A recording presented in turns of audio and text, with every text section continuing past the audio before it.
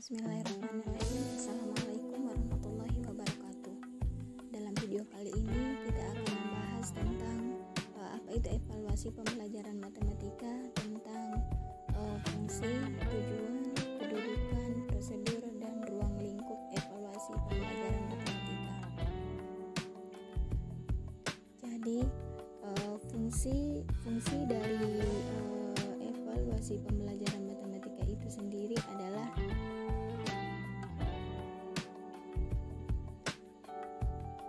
yang pertama, sebagai alat seleksi. Evaluasi dapat digunakan untuk melakukan seleksi dalam penerimaan siswa baru dari suatu sekolah, sehingga dengan evaluasi dapat ditentukan sejumlah siswa tertentu yang memenuhi syarat sebagai calon siswa yang akan diterima. Yang kedua, sebagai alat pengukur keberhasilan. Evaluasi dapat digunakan untuk mengukur seberapa jauh tujuan dapat dicapai setelah kegiatan belajar mengajar dilaksanakan. Selain itu, melalui evaluasi ini dapat dilihat pula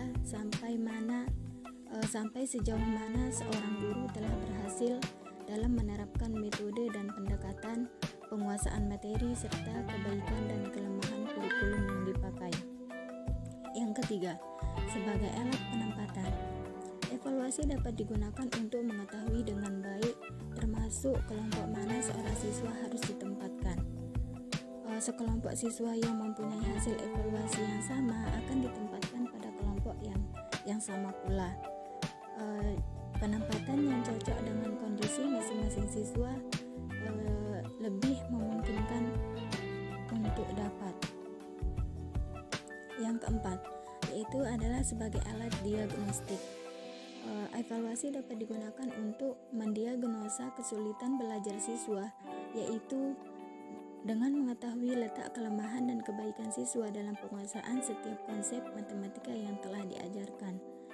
Jadi hasil ini dapat digunakan untuk memberikan penyembuhan yang tepat sesuai dengan jenis dan tingkat kesulitannya dalam bentuk pengajaran remedial.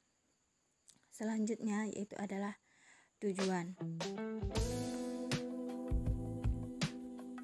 Dalam fungsi evaluasi sebagai alat seleksi yang terkandung di dalamnya, tujuan evaluasi yaitu adalah sebagai untuk mendapatkan calon siswa pilihan yang cocok dengan suatu jurusan dan jenjang pendidikan tertentu.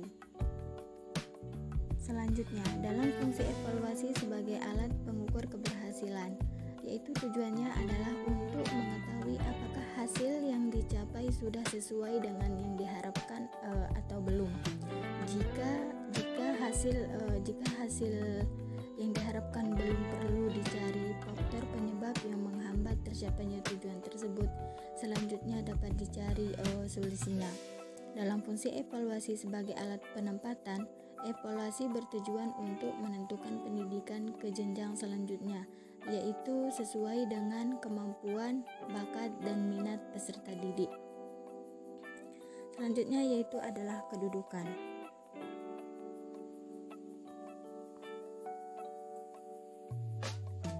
Kedudukan evaluasi sesuai dengan fungsi dan tujuan evaluasi dalam pendidikan. Kedudukan evaluasi dalam kegiatan belajar mengajar berada sebelum, selama, dan sesudah kegiatan berlangsung. Namun, pelaksanaan evaluasi bisa melalui tes tertulis, lisan, perbuatan, ataupun dengan observasi. Evaluasi juga dapat dilakukan dalam interval selama kegiatan belajar mengajar dimulai sampai berakhirnya kegiatan belajar mengajar. Interval tersebut dapat dihitung dalam satuan pendek atau 1 kali pertemuan. Dan dalam jangka waktu panjang dalam 1 semester, kedudukan evaluasi selama pengajaran berlangsung lebih condong mengukur efisiensi dan efektivitas atau keberhasilan proses belajar mengajar. Selama kegiatan belajar mengajar secara sadar, hendaknya guru mengevaluasi setiap langkah atau kegiatan yang sedang dilaksanakan. Dengan Dengan hal ini dimaksudkan agar pelaksanaan kegiatan tersebut selalu sesuai dengan program satuan pelajaran yang telah dibuat. Jadi setelah kegiatan belajar mengajar berlangsung, dapat dilaksanakan evaluasi terhadap pencapaian hasil belajar siswa, baik individual maupun kelompok.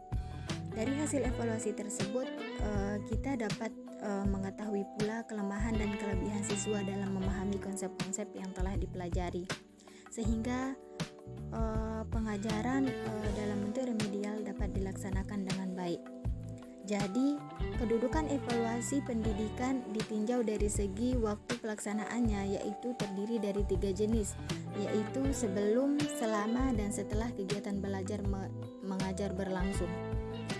Jika ditinjau dari sudut transformasi pendidikan, kedudukan evaluasi untuk mengevaluasi calon siswa, proses atau kegiatan belajar mengajar beserta komponen-komponen penunjangnya seperti guru, metode, pendekatan, materi, sumber, alat pelajaran, dan sarana lainnya. Tujuan dan umpan balik dalam rangka memperbaiki dan meningkatkan mutu kegiatan belajar mengajar yang akan datang. Selanjutnya, prosedur.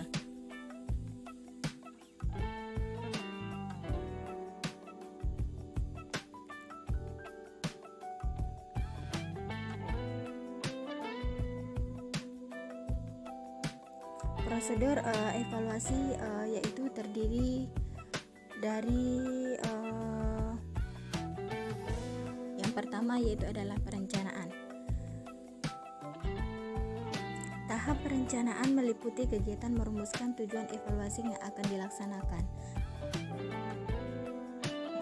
dilaksanakan, metode evaluasi yang akan dipakai, menyusun alat evaluasi yang akan digunakan, menentukan kriteria penilaian yang akan digunakan, dan menetapkan frekuensi evaluasi. Selanjutnya yaitu adalah yang kedua, yaitu pengumpulan data. Tahap pengumpulan data ini meliputi kegiatan pemeriksaan hasil dan pemberian skor. Yang ketiga, tahap verifikasi data, yaitu meliputi kegiatan 2 pengelompokan skor menurut tinggi rendahnya jenis kelamin, meliputi kegiatan 2 pengelompokan skor menurut tinggi rendahnya jenis kelamin atau hal lain yang sesuai dengan tujuan pengelompokan tersebut. Yang keempat yaitu adalah analisis data. Tahap analisis data ini meliputi kegiatan pengolahan data dengan menggunakan teknis analisis statistik atau analisis non-statistik. Yang kelima, penafsiran. Tahap penafsiran terhadap hasil evaluasi ini bisa berupa pernyataan atau keputusan yang diungkapkan dengan kata-kata baik, cukup, buruk, tinggi, rendah, sedang, lulus, tidak lulus, dan lain-lain. Selanjutnya yaitu adalah ruang lingkup evaluasi. Objek evaluasi adalah segala sesuatu yang menjadi titik pusat pengamatan evaluasi, yaitu ada 3, yaitu yang pertama masukan. Apa itu masukan? Yaitu adalah calon siswa yang akan dibentuk menjadi manusia dewasa yang kepribadiannya utuh, merupakan subjek didik dalam kegiatan belajar mengajar. Karakteristik siswa sebagai masukan dalam proses belajar mengajar yang dievaluasi mencakup 4 hal, yaitu yang pertama kemampuan. Kemampuan adalah alat evaluasi yang digunakan untuk mengukur kemampuan.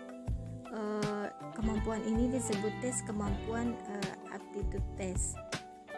Terus yang kedua yaitu adalah kepribadian. Apa itu kepribadian? Kepribadian adalah alat evaluasi yang digunakan untuk mengetahui kepribadian ini disebut tes kepribadian atau personality test. Yang ketiga, sikap. Sikap yaitu adalah alat evaluasi yang digunakan untuk mengetahui sikap seseorang terhadap sesuatu hal yang disebut tes sikap. Yang keempat, inteligensi.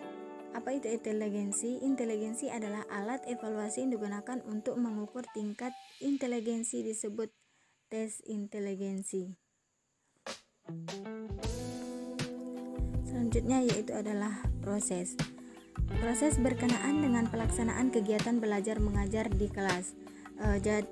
Unsur-unsur yang terlibat dalam proses tersebut adalah kurikulum, materi pelajaran, pendekatan, dan metode cara menilai. Jadi unsur-unsur tersebut saling berinteraksi secara fungsional antara satu sama lain dalam rangka kelancaran kegiatan belajar mengajar. Untuk mengevaluasi proses dalam matematika bisa dilakukan dengan menyajikan soal tertulis, seperti isian. Di samping itu, evaluasi proses dalam matematika bisa juga dilakukan melalui observasi terhadap siswa dalam melukis atau menggambar dengan menggunakan alat simulasi atau penjelasan lisan tentang konsep matematika di depan kelas. Yang terakhir yaitu adalah keluaran. Adalah lulusan suatu jenjang pendidikan tertentu. Nah, dalam hal ini yang disebut keluaran adalah kondisi setelah kegiatan belajar mengajar atau proses yang dilaksanakan adalah evaluasi terhadap keluaran yang dilakukan untuk mengetahui seberapa jauh tingkat pencapaian siswa setelah menjalani proses belajar mengajar. Alat yang digunakan untuk mengevaluasi pencapaian ini disebut tes pencapaian. Sekian penjelasan yang bisa saya sampaikan. Wassalamualaikum warahmatullahi